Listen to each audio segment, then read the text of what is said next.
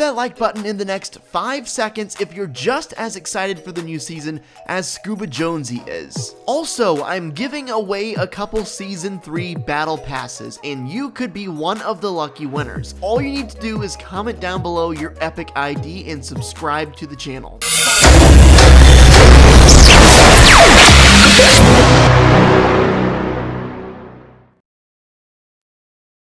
At long last, Season 3 of Chapter 2 is finally here, and along with it, an unbelievable amount of map changes. I'm just going to be able to cover the tip of the iceberg in this video, and I encourage you to tweet me or put a comment down below if you think of any storyline related theory that you think I should cover in a future video. So to start off with the most obvious thing, the entire map has been flooded. Now, not literally the entire map, but a majority of the map has been flooded, and there are definitely a lot of areas that you literally just cannot access at the moment because of the water that is in the way. But that's okay, because as the season goes on, the water level is going to recede. Taking a look at the Season 3 map, you can tell that there is obviously a lot that has changed. A couple of the notable things are the agency has changed to the authority. It is now completely run by the shadow operation. It looks like the agencies are still in this season. In fact, the only ghost operation in the entire map, at least to my knowledge, is the Fortilla.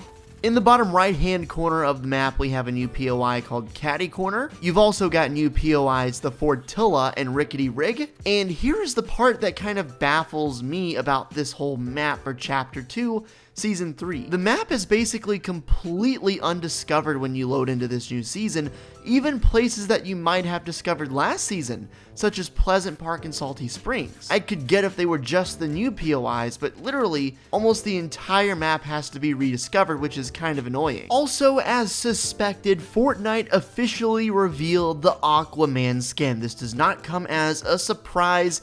I pretty much guaranteed this was going to happen yesterday, but here is the official Aquaman skin in-game, and it is confirmed to be a skin that you do not have to pay for. It will be unlocked in a very similar style to Deadpool in Chapter 2, Season 2, so you'll be able to complete challenges one every week until you get to the point where you can actually unlock the skin for free, which is amazing, because I think this skin looks so good, guys. It looks so good. This genuinely could be a top 5 skin in the entire game, and I cannot wait to unlock this myself. Speaking of top 5 best skins in the game, I'd say the Renegade Raider is definitely up there. Now, with that said, inside of the trailer for this season, you can see a new Renegade Raider style inside of a helicopter with a gun. So this isn't confirming anything by any means, but I will say there's a decent chance that we could get the Renegade Raider back at some point this season, because when they add new styles for stuff, there's a good chance that skin could come back. That's happened recently with Recon Expert in Power Core. Now, most seasons with their battle passes will have a character at the tier 100 level that is very important and will be important to the story and overall plot of the lore for that season.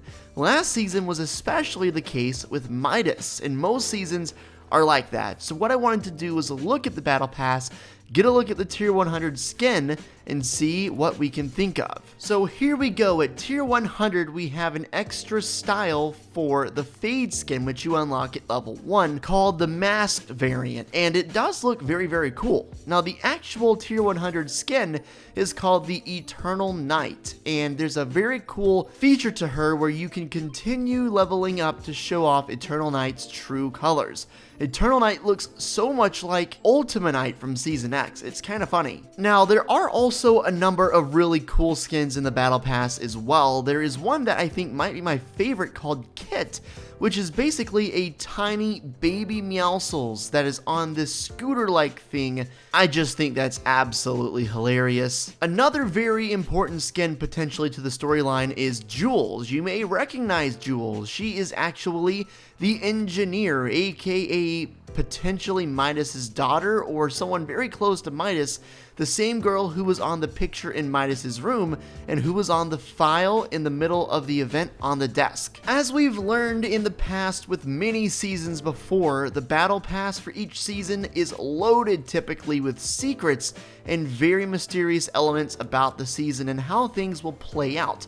So if you guys have anything you want to point out to me in the Battle Pass in terms of a loading screen, a spray, a skin, anything involved with it whatsoever, let me know in the comments, and if I use your comment or suggestion, I'll be sure to give credit where credit is due. Now guys, as far as the storyline goes for this season, there's not really anything that's come up yet. The closest thing that I can even think of is the beginning of this trailer where you see Midas out on a raft.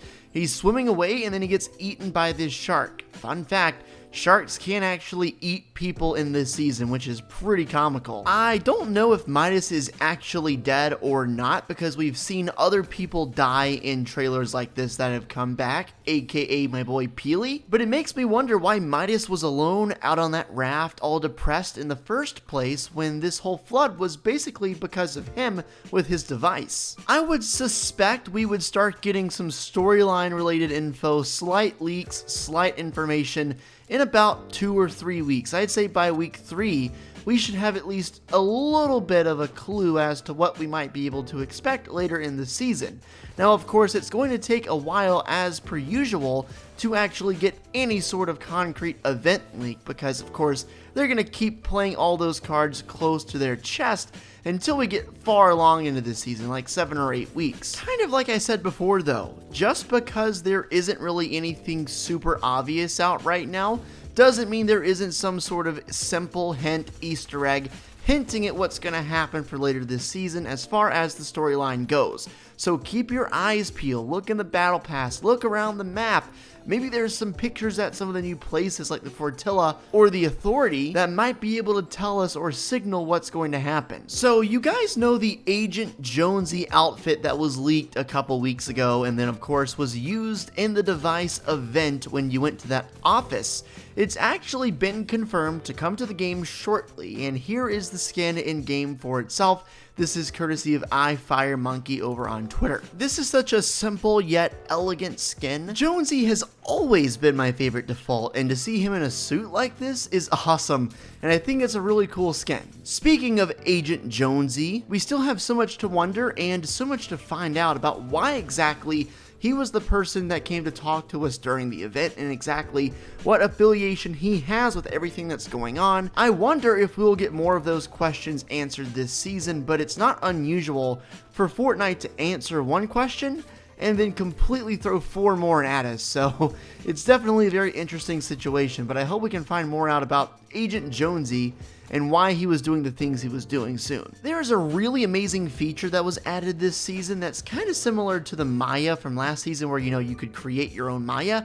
This season you can build umbrella, which means you can fully customize your umbrella that will be uniquely yours, so no one else will have the same glider, and you can pick and choose just about every element of the thing, which is unbelievably cool. There are some new vehicles that have been added this season. You can see there obviously is the shark that you can ride, which is very, very cool, basically just skiing on the water. You also have new actual cars that have been added to ride around the map, and on top of that there is a huge truck that you can drive around too, which is just so cool and can make for some unbelievably interesting gameplay. At certain points across different games, you will get a capsule that will drop down marauders onto the map who will try and kill you, which is an interesting twist and should definitely keep you on your toes. Something else that should keep you on your toes is this. It says, watch for what lies beneath as the water level recedes. Like I said before, the water level is going to go down over the course of the season, and eventually there's going to be something underneath that you should watch out for. It's really interesting to think about what that could be, and I don't know at all or have any idea. There are going to be many stages of the water level going down throughout the season, probably updating about every 2 weeks or so if I had to guess, and I would assume along with each one of those updates, we would get a little more of something revealed to us, and by the time we get 4 or 6 weeks down the road, we'd have a decent idea of what to expect. Guys, make sure you drop a like on this thing, subscribe, use code PINEAPPLESYT, and most importantly, check me out on caffeine.tv for my live stream. I'll be going live here shortly in about 3 hours. It's the first day of the season, we're not even 12 hours in yet, so I don't expect there to be any crazy theories at the moment, but that doesn't mean that we won't have some shortly. So use some brain power, come up with some good theories, and if it's just good enough, I might feature you in my next video. Have a great day, and